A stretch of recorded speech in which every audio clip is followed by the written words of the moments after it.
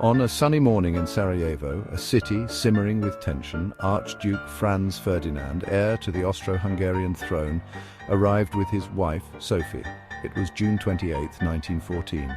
Their visit was meant to be a show of strength, but it would be anything but. As their motorcade navigated the crowded streets, a young Serbian nationalist, Gavrilo Princip, seized a moment of opportunity. A wrong turn, a stalled car. Fate seemed to conspire. Princip fired his pistol. The shots echoed through Sarajevo, striking down the Archduke and his wife. The assassination sent shockwaves across Europe, triggering a chain of events that would plunge the world into war. The Austro-Hungarian Empire, outraged and fueled by years of simmering resentment against Serbia, saw an opportunity for retribution. The assassination, they believed, had been orchestrated by Serbia itself. This was the spark. Europe in the early 20th century was a powder keg waiting to explode. For decades, tensions had been building between the great powers, Germany, Austria-Hungary, Russia, France, and Great Britain. Nationalism, the intense belief in the superiority of one's own nation, was on the rise. Countries competed for power, territory, and resources, their ambitions fueled by industrial might and colonial expansion. A complex web of alliances entangled these nations. Germany and Austria-Hungary stood together, while France, Russia, and Great Britain formed the Triple Entente. These alliances, meant to deter aggression, would instead become a chain reaction, dragging one nation after another into the abyss. Austria-Hungary, backed by Germany, issued Serbia an ultimatum, a list of demands so harsh they were meant to be rejected. Serbia, unwilling to bow to such pressure, refused to meet all the demands. On July 28, 1914, Austria-Hungary declared war on Serbia. Within days, the intricate web of alliances snapped into action. Russia, bound by treaty to protect Serbia, mobilized its army. Germany, obligated to defend Austria-Hungary, declared war on Russia. France, allied with Russia, was drawn into the conflict.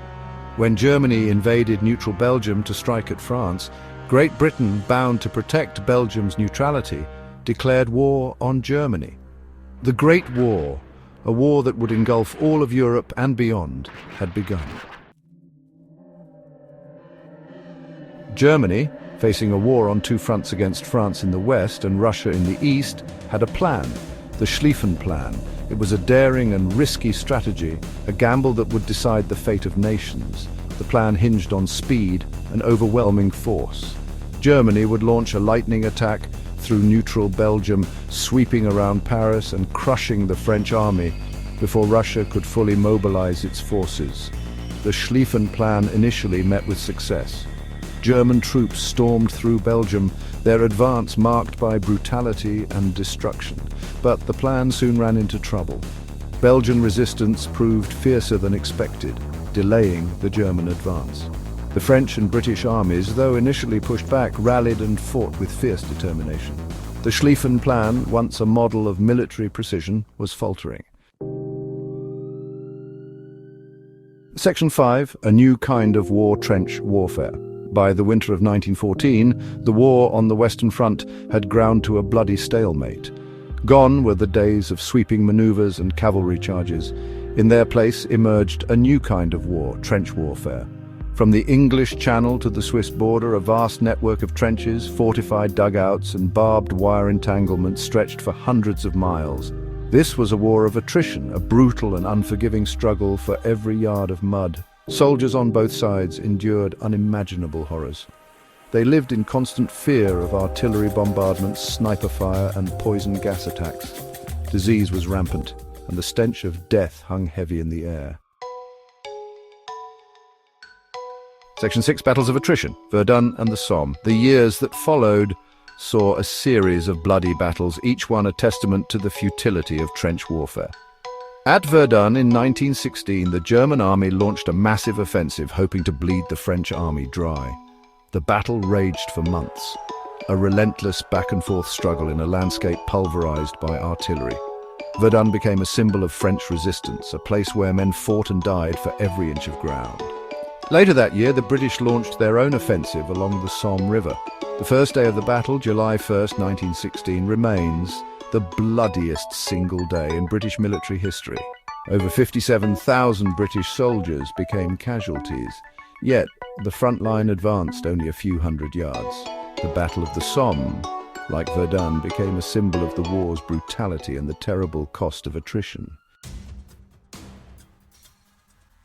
Section 7: Technological Warfare, New Horrors. World War I was a conflict that saw unprecedented advancements in military technology, innovations that revolutionized warfare but also unleashed new horrors upon the world. The machine gun, once a relatively primitive weapon, evolved into a deadly killing machine, capable of mowing down waves of attacking troops. Artillery, more powerful and accurate than ever before, transformed battlefields into landscapes of craters and mud. Chemical weapons, a terrifying new addition to the arsenal of war, were used on a massive scale. Chlorine gas, mustard gas, phosgene. These deadly agents caused excruciating burns, blindness, and agonizing death. The tank, a lumbering behemoth designed to break the stalemate of trench warfare, made its debut on the battlefields. While its impact in 1916 was limited, the tank foreshadowed the mechanized warfare that would come to define future conflicts. Section 8: The End of the War to End All Wars. By 1918, after 4 long years of war, the tide began to turn. The United States, drawn into the conflict by German unrestricted submarine warfare and the Zimmermann telegram, tipped the balance of power in favor of the Allies. Fresh American troops, along with increasingly war-weary German and Austro-Hungarian forces, turned the tide. On November 11, 1918, an armistice was signed in a railway carriage in the forest of Compiègne, France. The guns finally fell silent. The Great War, the war that was supposed to end all wars, was over. But its legacy of death, destruction, and disillusionment would linger for decades to come. Section 9: A Flawed Peace, the Treaty of Versailles. In the aftermath of the war, the victorious Allied powers met in Paris to determine the fate of Europe. The Treaty of Versailles, signed in 1919, officially ended the war but sowed the seeds for future conflicts. Germany, blamed for the war, was forced to accept full responsibility and pay crippling reparations. The treaty stripped Germany of territory, reduced its military to a shadow of its former strength, and left the nation humiliated and resentful. The Austro-Hungarian, Russian and Ottoman empires, once major powers, were broken up, their lands carved into new nations. The map of Europe was redrawn, but the peace was an uneasy one. The Treaty of Versailles, while intended to prevent future wars, ultimately failed to address the underlying causes of the conflict. The seeds of resentment, nationalism and economic instability that had helped ignite the Great War remained, waiting to be rekindled.